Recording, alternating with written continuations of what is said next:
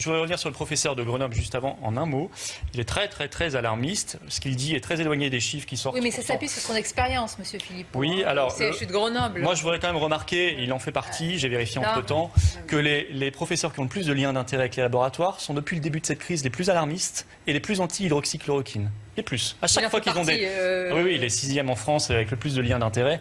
Et il a traité la plaquenil, c'est-à-dire l'hydroxychloroquine, il l'a traité de papier toilette. Voilà. Duplex.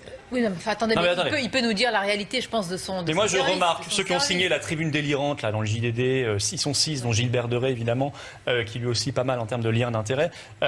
C'est pareil. Eux, vous savez comment elle s'appelle, cette tribune? Il faut siffler la fin de la récréation.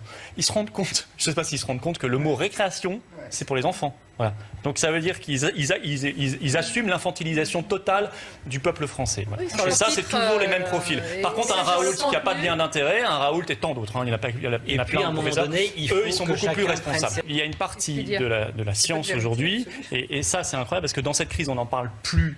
C'est présenté comme complotiste, qui est ridicule. Complotiste, c'est ridicule. Il y a une partie de la science qui est bouffée par les liens et les conflits d'intérêts. Je le dis clairement. Vous aviez des rapports de l'Assemblée générale de l'ONU, de la Chambre des communes britannique, du Sénat français, d'ONG comme Transparency International qui disaient que c'est le secteur le plus corrupteur du monde, les laboratoires, l'industrie pharmaceutique. Aujourd'hui qu'on est dans la crise, on ne peut plus en parler, c'est complotiste. Mais non, c'est pas complotiste, c'est un sujet fondamental. Il faut nettoyer les écuries d'Augias de la science.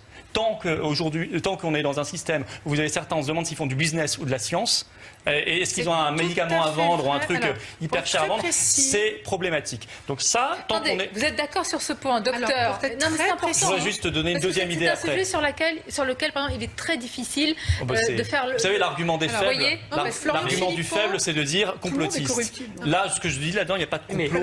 C'est très clair, c'est très transparent, c'est très net, c'est faire du fric. Voilà, c'est faire du fric, et ça a toujours été dénoncé avant, c'est maintenant qu'on ne peut plus en parler.